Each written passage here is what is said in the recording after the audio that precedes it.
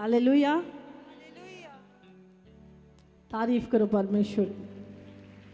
इफ्सियों उसका 4:30 और 31 पढ़ेंगे हम।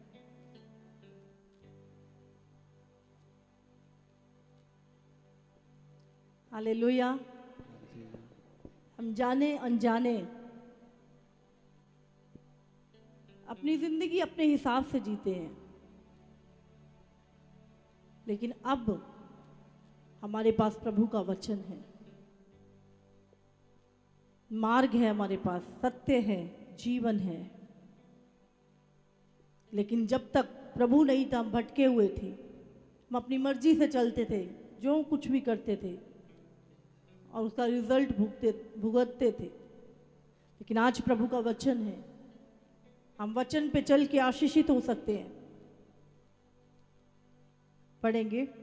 परमेश्वर के पवित्र आत्मा को शोकित मत करो, जिससे तुम पर छुटकारे के दिन के लिए छाप दी गई है। क्या लिखा है? परमेश्वर के पवित्र आत्मा को शोकित मत करो। हालेलुया। कौन है यहाँ पर? परमेश्वर का आत्मा। कौन आजाद कर रहा है? कौन डिलीवर कर रहा है? कौन चंगाई कर रहा है? कौन अपनी सामर्थ? प्रभु का आत्मा।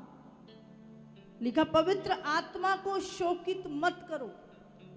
पवित्र आत्मा तुम्हारे छुटकारे के दिन के लिए तुम पर छुटकारे की छाप है। आगे लिखा है सब प्रकार की कड़वाहट। बोलो, सब प्रकार की कड़वाहट। कहाँ रहती है कड़वाहट? कहाँ रहती है? पड़ोस में? कहाँ रहती है कड़वाहट? बताओ, कड़वाहट कहाँ रहती है? सुन नहीं रहा मुझे। आपको पता होना चाहिए क्या क्या चीजें हम उठाए घूम रहे हैं। सब प्रकार की कड़वाहट और प्रकोप और क्रोध और कलह, झगड़ा और निंदा सब बैर भाव समेत तुमसे दूर की जाए। सारा बैर, दुश्मनी, प्रभु क्या कह रहा है? तुमसे। कहां पर है ये सारी चीजें? कड़वाहट कहां है? क्रोध कहां है? बैर कहां है? कलह कहां है? प्रकोप कहां है? निंदा कहां है? बताओ, सारा बैर बाप कहां है? हाँ, कहां है? तो बुराई बाहर से आती है, अंदर से निकलती है। हम कई बार सोचते हैं अंडा खाने वाला बुरा व्यक्ति होता है।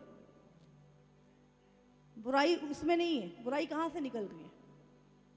हाँ, इतनी सारी चीजें कहां पर हैं? हमारे अंदर, जिसको हम ढोते हैं, जो हमारी बीमारी का कारण बनते हैं, हमारे नाश होने का कारण बनती है। प्रभु ने कहा ये सारा कलह, क्रोध, निंदा, बैर भाव, सब प्रकार की कड़वाहट अपने से क्या करो? दूर करो। नहीं तो अगर ये चीजें तुम लेकर बैठे हो तो तुम पवित्र आत्मा को शोकित कर रहे हो। पवित्र आत्मा तुमसे खुश नहीं है। पवित्र आत्मा को शोकित करना, अगर तुम्हारे मन में क्रोध है, प्रकोप है, बैर भाव है, कड़वाहट है, निंदा है,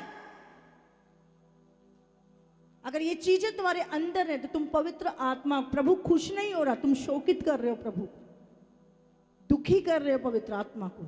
अगर ये सारी चीजें हमारे अंदर है, प्रभु क्या कहता है? इन सब को अपने से, हम सोचते हैं हमारे पड़ोसी से दूर हो जाए, फलाने जीवन जो चली जाए, बोलो ये सब, बोलो सब प्रकार की कड़वाहट, बोलो सब प्रकार की कड़वाहट और प्रकोप और क्रोध और कलह और निंदा सब बैर भाव समेत मुझसे दूर की जाए, मुझसे दूर की जाए। आगे लिखा है, प्रभु कहता है एक दूसरे पर कृपालु और करुणा में हो, और जैसे परमेश्वर ने मसीह में तुम्हारे अपराध क्षमा किए, वैसे ही तुम भी एक दूसरे की अपराध क्षमा करो। हालेलुया। जब हम ऐसा करेंगे तो पवित्र आत्मा क्या होगा? क्या होगा? खुश होगा हमसे। अगर ये चीजें नहीं कर रहे तो पवित्र आत्मा शोकित है हमसे, और हम कहते हैं अरे मैं तो बहुत प्रार्थना करता हूं, मैं तो बहुत फास्टिंग करता हूं, और ये चीजें अभी तक हमसे दूर नहीं हुई। आपकी 3 घंटे की प्रेयर लाइफ, 4 घंटे की प्रेयर लाइफ, कोई फायदा नहीं अगर आपका नेचर नहीं चेंज होगा। आपके मुंह से वही चीजें निकल रही हैं, वही कड़वाहट निकल रही है, वही नेगेटिव चीजें निकल रही हैं, कोई फायदा नहीं है। आप विश्वासी होने के बाद भी दुख ही उठाते रहेंगे। हालेलुया। अगर ये चीजें हैं तो आनंद की जगह कहां है? शांति कहां आएगी? पहले से ही पैक है इन चीजों से, हम कड़वाहट से, गुस्से से, कलह से पहले से ही पैक है। तो प्रभु की चीजें, प्रभु के आत्मा के फल, प्रेम, आनंद, शांति, धीरज कहां आएगा? जब तक ये चीजें खाली नहीं होंगी, गिलास खाली नहीं होगा तो भरोगे कैसे उसको? गंदे गिलास में हम दोबारा डालते जाए, पहले उसको धोते हैं। इसी तरह जब आप चर्च में आते हो, ये वचन आपके अंदर की चीजों को धोता है, आपको साफ करता है, और उसके बाद परमेश्वर आत्मिक चीजें, आनंद की चीजें, आत्मिक फल आपके अंदर डालता है, और फिर आपका बाहर से नेचर चेंज होता है, बाहर से चीजें जो लोगों को दिखाई देती है। हालेलुया। और यही तुम्हारी गवाही है, तुम्हारा बदला हुआ जीवन। हालेलुया। धन्यवाद करो परमेश्वर।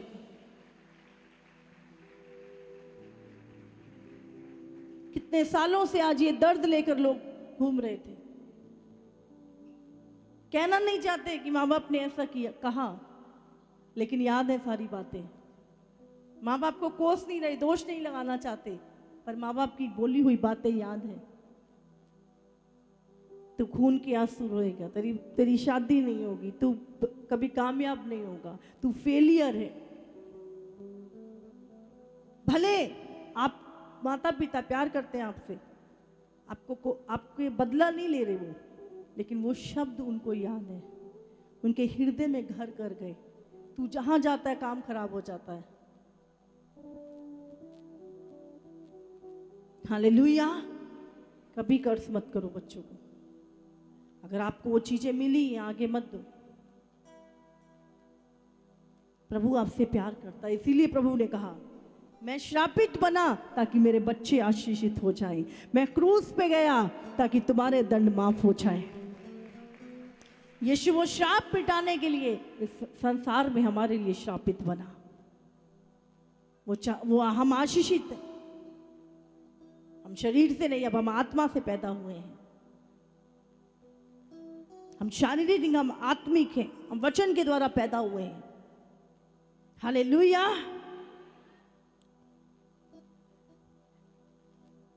ये डिलीवरेंस है आज। वो शब्द जो घर घर गए, आज टूट चुके हैं आपके बंधन। आप जहां जाओगे कामयाब होगे। ये डिलीवरेंस की गवाहियां आएंगी आने वाले दिनों में, बहुत सारी गवाहियां आएंगी।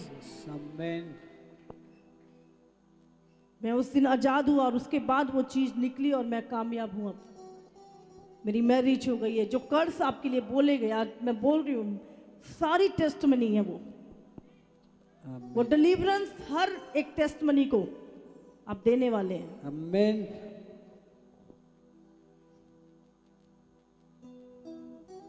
एक वचन निकालेंगे, शमूएल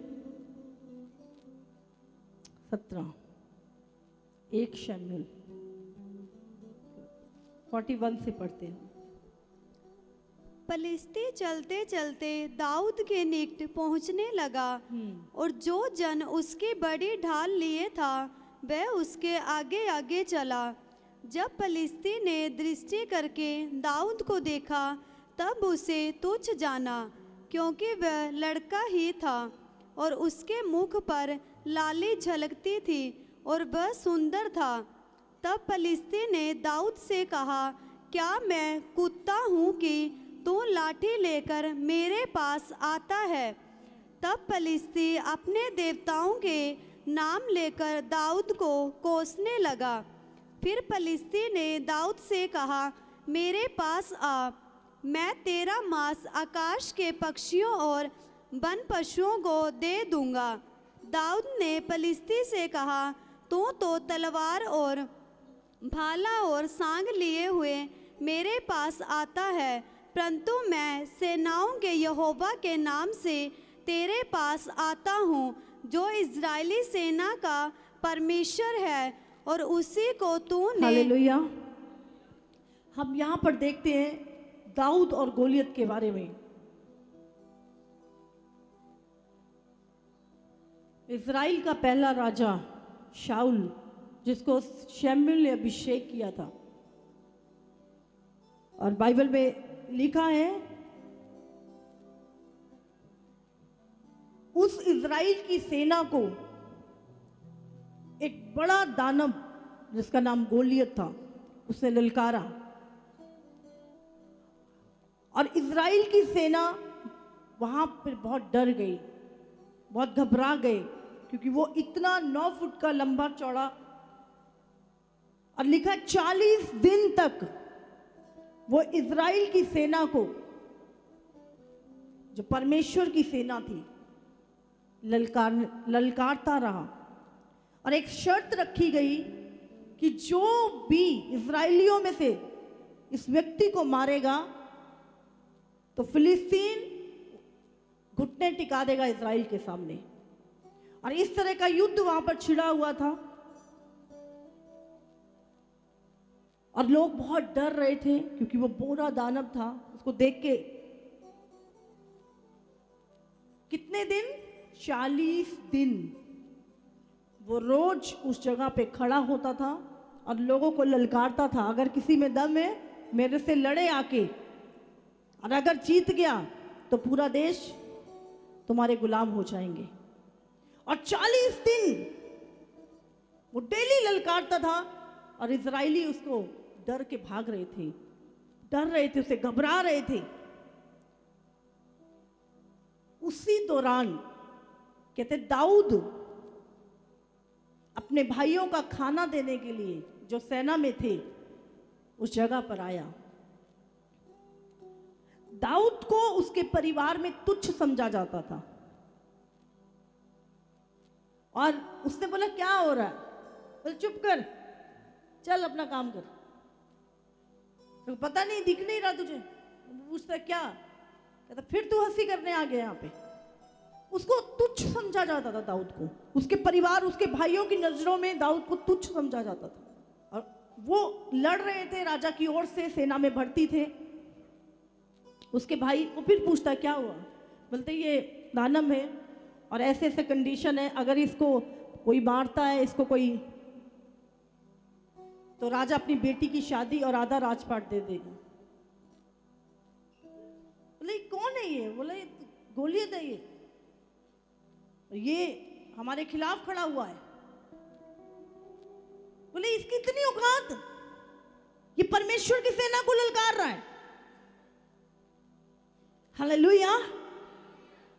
आपका फेथ, आपका एटीट्यूड। आप जानते जिस दिन गोलियत खड़ा हुआ उस जगह पर, 40 दिन पहले, उसी दिन परमेश्वर ने शमूएल नबी के द्वारा यशे के एक बेटे जिसका नाम था दाऊद अभिषेक कर दिया था। आपके दुश्मन के पैदा होने से पहले परमेश्वर आपको अनॉइंट करेगा उसको गिराने के लिए। हालेलुया। और ये बात कोई नहीं जानता था, इसीलिए जब आप अनॉइंट होते हो, आप कलीसिया में आ रहे हो, आपका अभिषेक और आपके लिए प्रेयर हो रही है, आपको उस टाइम नहीं पता चला, आपको लग रहा है सब नॉर्मल है, सबके लिए प्रेयर हो रही है, लेकिन वो आपके एक बैटल के लिए, आपके एक युद्ध को लड़ने के लिए आपकी तैयारी हो रही होती है।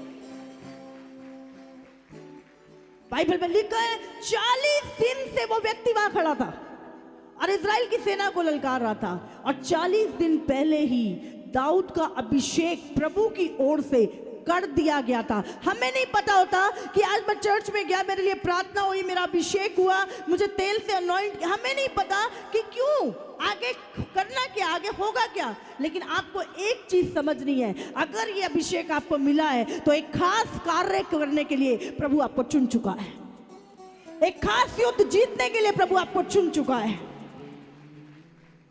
हालेलुया।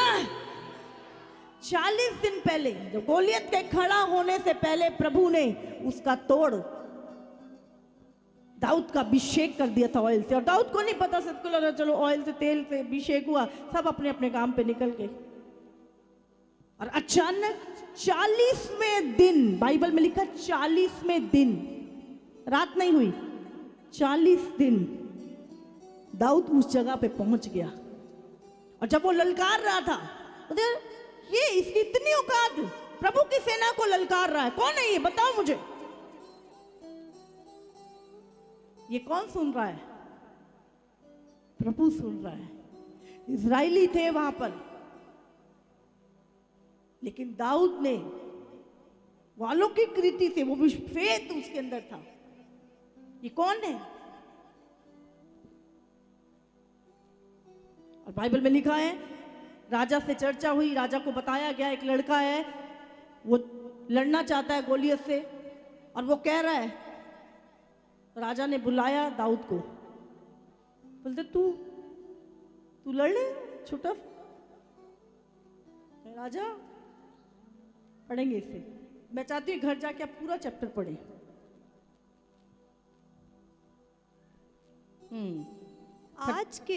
आज के दिन यहोवा, तो हम यहाँ पर पढ़ते हैं, दाऊद पहले 24 से पढ़े।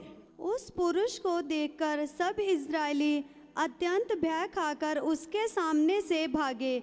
फिर इजरायली पुरुष कहने लगे, क्या 16 वचन भी पढ़ो, आपको मैं बता दूं कहाँ लिखा है।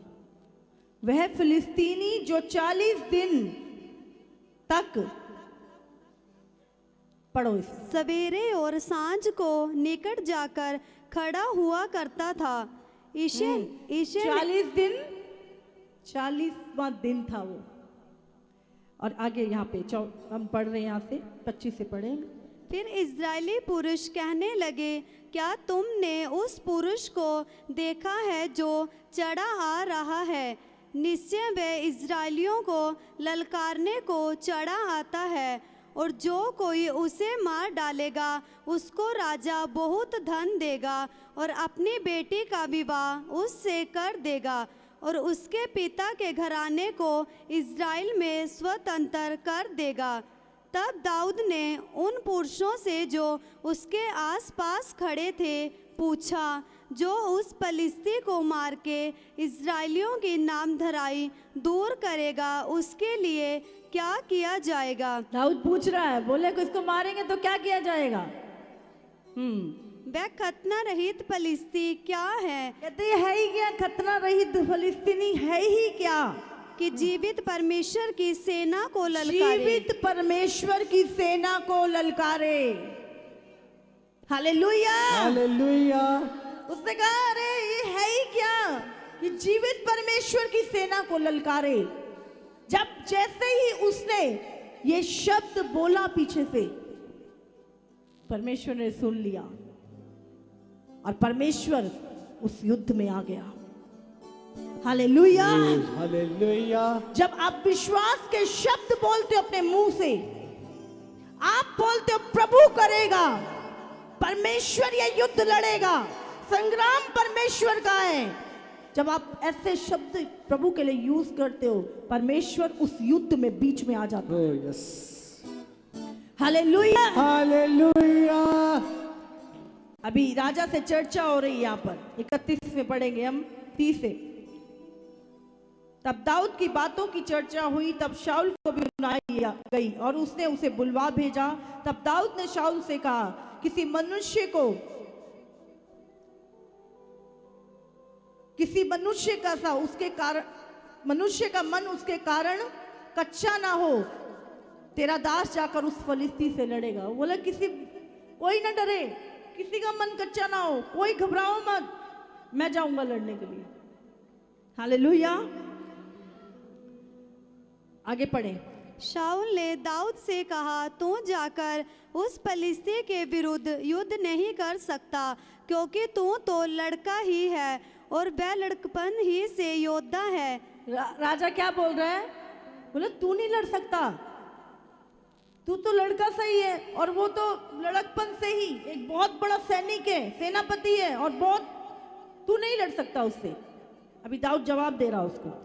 दाऊद ने शाऊल से कहा, एक स्टेटमेंट दे रहा अपनी लाइफ की वो उसे।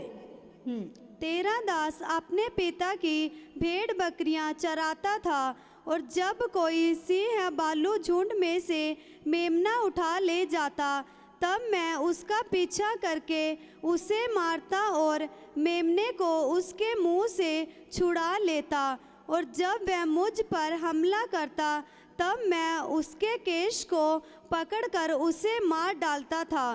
तेरे दास ने सिंह और भालू दोनों को मारा है, और वह खतना रहित फलिस्ती उनके समान हो जाएगा, क्योंकि उसने जीवित परमेश्वर की सेना को ललकारा है।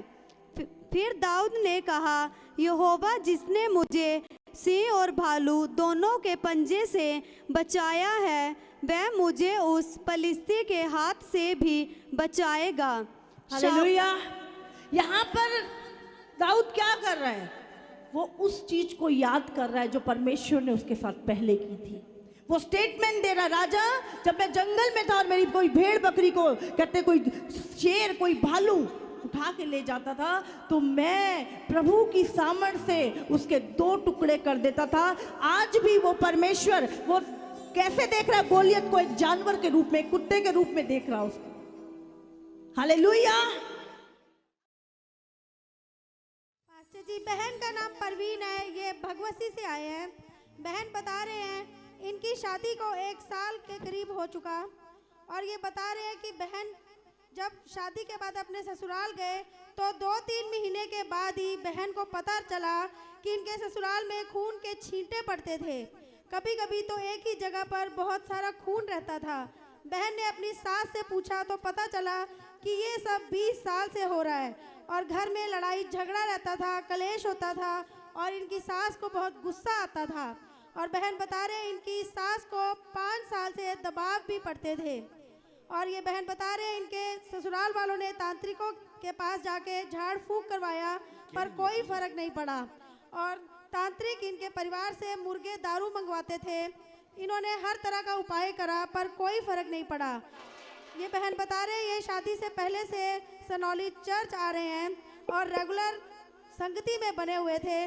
2018 में अविश्वासी परिवार में इनकी शादी हुई, और परंतु इनका विश्वास प्रभु में पूरी तरह से बना रहा। और इनके ससुराल वालों ने इनका बहुत विरोध किया, इन पर दबाव डाला कि ये चर्च ना जाएं, पर बहन विश्वास से लगातार चर्च आते रहे और अपने ससुराल वालों के लिए प्रार्थना करते रहे। जो जून 2019 में इनके विश्वास के द्वारा इनके पति भी चर्च आने लगे, और इनके पति जो 12 साल से शराब और सिगरेट का नशा करते थे, 2 महीने बाद ही वो नशे की दुष्ट आत्मा से पूरी रीति से आज़ाद हो गए। बहन बता रहे हैं ये लगातार संगति में आने लगे और दोनों पति पत्नी मिलकर अपने परिवार के लिए प्रार्थना करने लगे।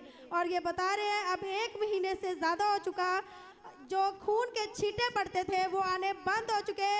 इनकी सास को जो दुष्ट आत्मा की समस्या थी वो भी पूरी रीति से जा चुकी है। प्रभु ने कहा तू बच, तेरा घराना बचेगा। हालेलुया। इसका मतलब अगर आप प्रभु में और आपका घराना सफर कर रहा है, एक दिन उनके दुख कटेंगे, उनकी गवाहियां बनेंगी, उनकी मुसीबतें दूर होंगी आपके कारण। हालेलुया। उसका विरोध होता था चर्च आने के लिए, और उसकी सास को 20 साल से भी ज्यादा की खून के छींटे गिरते थे घर में, जादू टोना, और उन्होंने बहुत तांत्रिकों को दिखाया, बहुत मुर्गे दारू चढ़ाई, कुछ नहीं फर्क पड़ा।